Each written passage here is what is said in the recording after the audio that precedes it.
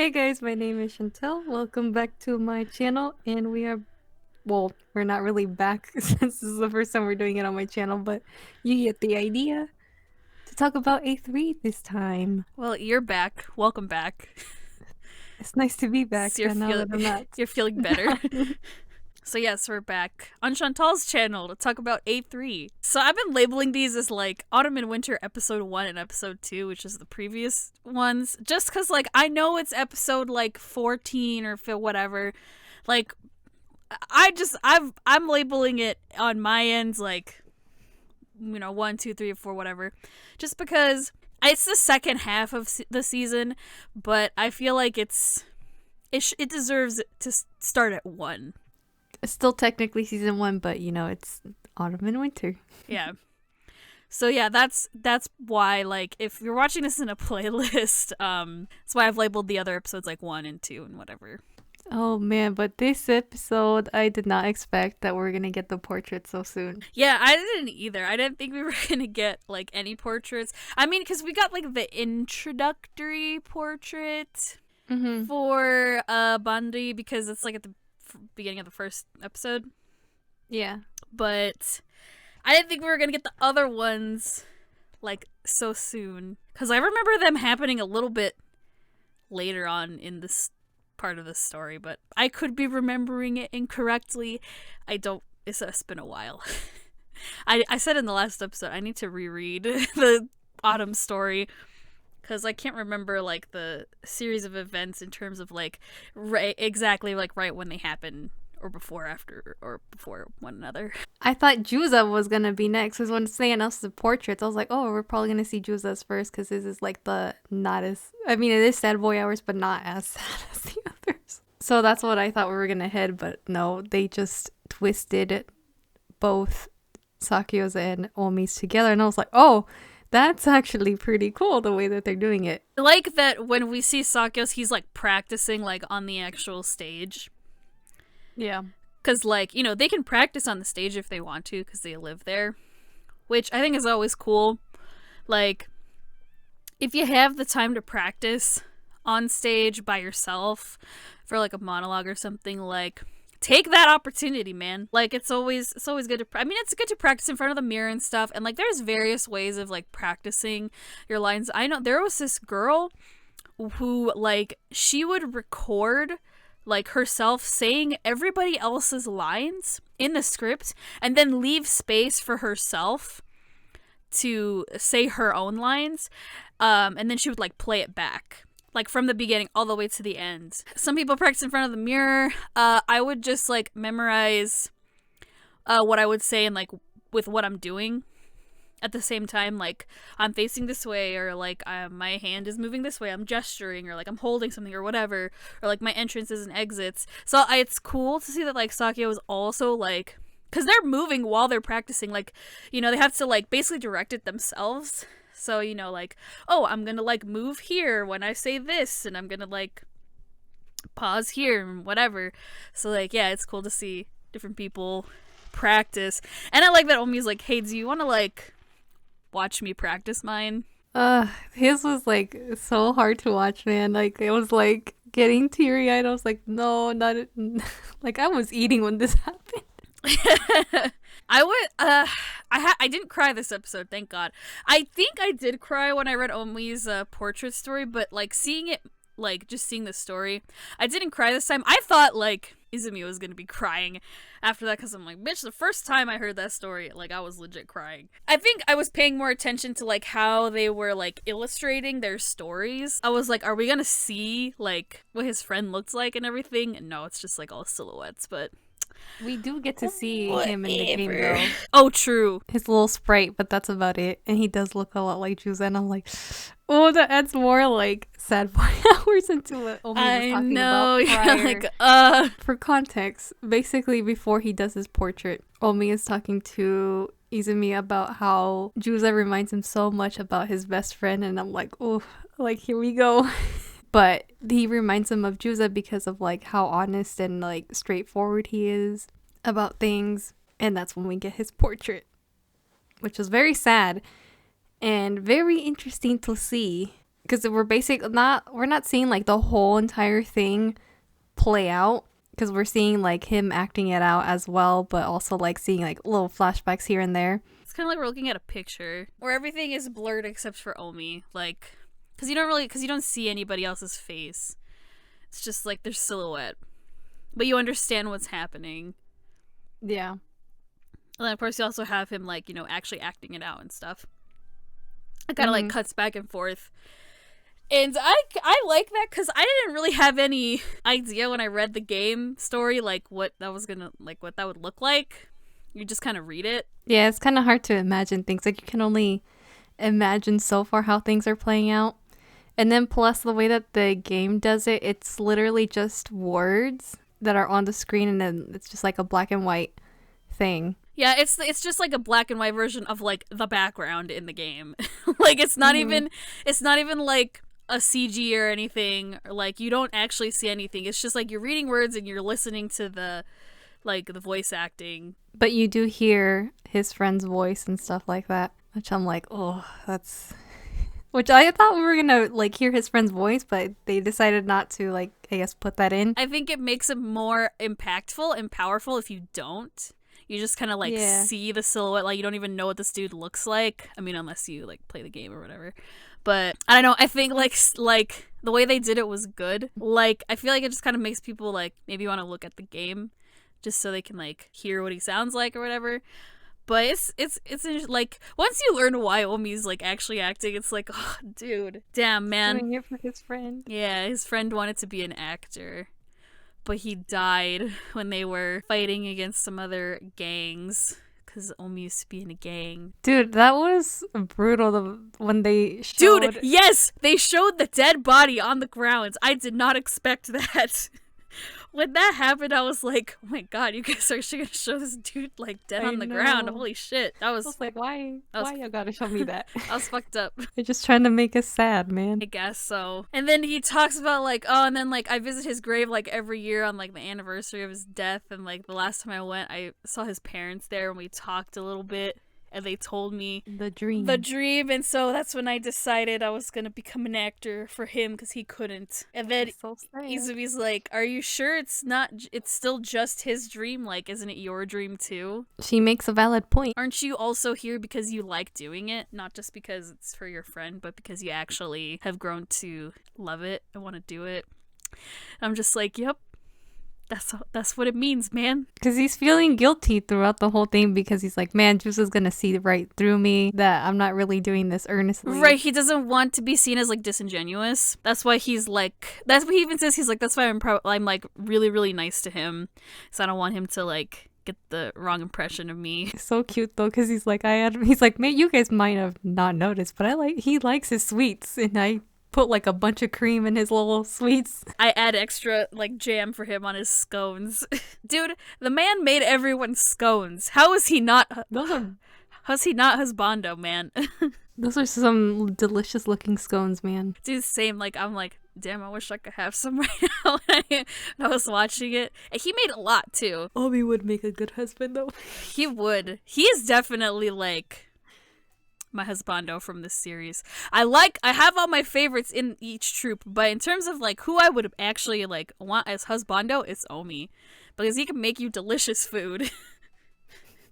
And he would take care of you. He'd be a good house husband. I don't have to worry about anything. I don't have to make dinner. You could do like all the laundry too. Like, fuck that, man. Just kidding. I would pull my weight in a relationship. I promise. To future husband, actual real life husbando or whatever, in the future, if you ever listen to this, I will pull my weight, okay? I promise. But with the 2D boys, yeah, he is bestest boy. And he's so nice. And and that's how you kind of like learn where his scar came from too. Like, it's from that fight, because he also got injured, but he wasn't killed. So that scar is also there, like, as a reminder. And it comes from a very sad place, but I think it makes him look very rugged and more attractive. Yeah, and we got to see more of like an angry Omi animated. I was like, this is hot, man. Not gonna lie. Definitely. Because we only see the sweet side, so to see like him back in the day is like pretty cool. I know, right? To see his like angry face. His delinquent days. I know, he was as the crazy wolf. And then we have Sakyo's portrait. We get to see him and Izumi when they're little. He looks like an awkward little child. I know, man. he So looks cute. yeah, he looks like so like what a nerd. He's so cute, man. But it's also like sad because he's basically like been taken care of from with like it's a single mother. He's the only kid, and you know they're trying to make ends meet to the point where he basically has to turn to the yakuza side and do things he's not proud of, as he says, to earn some cash. Puts food on the table for his mom and takes care of her. So, he kind of has to do it. I mean, we don't really know the details of everything he's ever done, but, it's at least regrettable. Maybe not super regrettable, but yeah, things he's not, like, gonna admit that he did. But we learned that he's always wanted to do acting ever since because he had, like, no place to go sometimes, and, like, he would, like, stop by and watch the original Mankai troops, like, rehearse from the outside. He always thought it looked pretty cool and interesting, and then one day this little girl comes and, like, pulls him into the building. And that was Izumi. And he meets her dad, and he's basically like, oh, well, do you, like, want to watch... you want to watch us from in here? You don't have to stand outside. And so, like, from then on, he went and visited, and he's like, I only saw this girl for like a week because she was visiting at the time, but it was cute. She was very cute when she was little. Because they don't show you like what she looks like. Obviously, you're the main character when you play the game. So, Well, you do have the CG. true, you do see the little CG, but it's mostly Sakyo when he's like a little kid. And then, like, yeah, he just kind of talks about like why he lent them money. Because he didn't want to see the company go. Yeah, like that's why he lent the money. He's like, well, because I wanted to keep seeing it thrive, and so I lent them the money. And he always wanted to be on stage and stuff, but he's always doing his other like yakuza work and whatever. And now it's like he definitely feels like he's kind of like I'm like past my prime. Like the all the other guys are like we have way more of a chance to shine than I do. Like I've missed my chance. Yeah, which I'm like, it's not true. But I'm just like, yeah, it's totally not true. There are some actors like in Hollywood like that didn't get big till they were in like their 30s or 40s. Like they didn't get famous until then. So it's never too late. So Sakyo, honey, you're good. And he's good at it. Like he doesn't really have to try too hard because he's learned so much just by watching. Like I feel like he also has like some natural talent. So he definitely learned like really good instincts by watching the previous troops rehearse with each other. So he's good in my book. But I like that he's kind of more like the Iron Fist kind of thing, like in terms of like watching over the troop. Like he's not the leader because he said I don't want to be the leader, but he did say I will enforce the rules. So I like that he kind of like is keeping an eye on everybody and making sure they don't do stupid shit. Me too. He keeps everybody like put together with, especially when you got Bandri and Juza fighting all the time. Also, we got to see them in their costumes, and they look so good. I like how theirs was so brief compared to like the spring and summer troops, where you got to see like super detailed up close, and this one is just like sparkles in them in like this one shot. I think these are like my favorite costumes, though. They're really good costumes. Like out of the original 4 shows, I think these ones are my favorite costumes. I like that Yuki like didn't really have to go all out. He's like, I just like modified like store-bought clothes, which is pretty cool because a lot of theater companies do that. Like I can't tell you how many times I went with our costumer or like someone else and we would go thrift shopping for costumes or like stuff we could use for costumes. So that was always fun. So yeah, thrift shops are your friend when you're doing theater. Because you don't have to buy expensive material from a material store. You can go to the thrift shop. Plus, I just kind of like the, I don't know, I think they look cool as, mafia, gangster characters. So we finally got the costumes and the props, and they're very important to this show because this is, an action-oriented show. Like, there's fight scenes and stuff. and like where they're shooting guns. So just keep that in mind, guys, for future parts of the story. There's a little bit of foreshadowing too in this episode with some of the like what they're talking about, like because they do like they practice in front of what's his name? I forgot his name. What the fuck is his name? But he was so excited to watch them like practice, especially because he heard that Sakyo was a part of it. I know, because he's a member of one of the original troops, so he knows Sakyo when he was like a little kid. Mm-hmm. So he kind of like teases him a little bit, and Sakyo's like, "God damn it!" He's like, "Not you." Right? But he tells Bandri and Juza like, "You guys aren't putting yourselves into the characters. Like you have to put a little bit of yourself in the characters, otherwise it's just gonna seem really fake." And you don't want it to be fake. Like, acting is pretending. It's, you're faking it. But you have to, like, make the characters believable. Like, you can't make it seem like you're lying. It's like, you have to be good at lying, but you're not actually lying. Yeah, he mentions how the summer troop had, like, the opposite problem, where they were putting too much of themselves. And over here, it's like everyone's trying to hide. The main reason why we're doing the portraits is just to get them to know each other and connect, because as we learned with the past troops, how they connect in their own way. This is their way of connecting and opening up to each other. Yeah, he's the one who like decides, okay, you're gonna do portraits. And you have to write it yourself. It has to be 5 minutes long, and it's about your biggest regret. Which Banri is like, I don't know what to write. I know, he doesn't give a shit. He's like really slacking and procrastinating on it. Like the whole time throughout this episode, Juza's like wanting to pick a fight, but he like stops himself. And even Sakyo tells him like it's not worth it. Because they all know that he's not passionate, and it's like he needs that little spark for him to want to do it. And Juza's taking this really hard, like really seriously. Like he's literally sitting at his desk, like at this notebook, like trying to figure out like what he's gonna write. And how he's gonna write it. And Bandri is over here just like, oh, he's playing games with Itaru, like he doesn't care. And even Itaru is like, dude, you should probably like start working on it, because if you don't work on it, he calls him out on it, like you're fucked. And so Bandri is like, he's not even writing it like sitting down like comfortably, like he's at his desk, but he's fucking writing on his phone.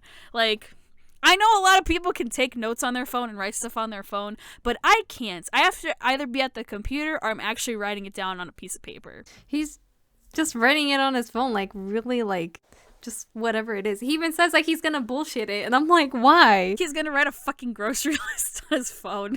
Yeah, he's just gonna half-ass it. And that's gonna show because now, they're practicing in front of each other. And I mean, Juza's gonna go first. That's where the episode ends. Juza gets called first. And, we're probably gonna see some of these other practicing parts. And once we get to Bandri, like, he's just gonna bullshit it. And they're gonna be able to tell, because he's not actually trying. Yeah, which is, like, the biggest issue with the Autumn Troop is Bandri not showing any interest. Even though he's the fucking leader. Just because he wants to one-up Juza. Also, guys, when you're in a show, don't slack off on that shit. If they ask you to do something, like, you have to do it. Like, you can't half-ass, like, knowing your lines is shit. You're getting in big trouble. So don't actually do that. Like, actually practice. Yo, in my first play ever, there was a point where there was one rehearsal where all of us, like, had not had our lines memorized, and we all got fucking in trouble and got yelled at. It was not fun. It was not good, and I was very scared. This was my first play.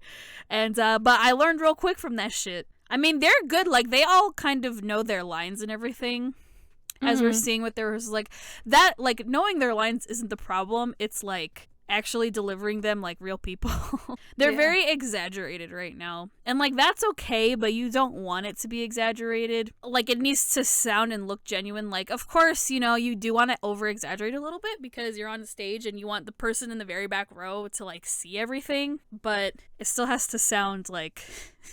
you actually mean what you're saying. Sorry, Bandri stands. I know he gets better. I do not hate him. I do like him. It's just the first part of the Autumn Truth story is just like, bruh, chill. We said that in the first episode too. Like, right. Don't come for us, please. I'm very proud of him and what he's accomplished at this point in the game, but he's being a little shithead at the very, at this first part. Like, he needs to get over himself. Yeah, I don't have anything else to say. That's all I got to. So thanks for joining me. Yeah, no problem. Welcome back. Glad to have you back. Glad you're feeling better. Me too. I hope you guys showed Chantal some love on Twitter and everywhere else. Oh, thanks. I know, you weren't feeling good, so last week it was very strange.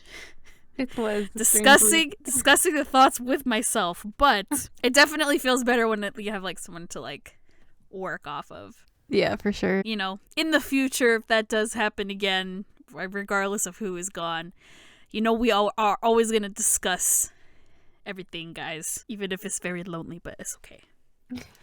But yeah, you guys, so we shall see what happens next over on Mia's channel. So if you guys want to hear our thoughts, head over to her channel. And yeah, so we shall see you guys in the next video. And I hope you guys are staying safe and healthy out there. And we will see you guys next time. Bye. Bye.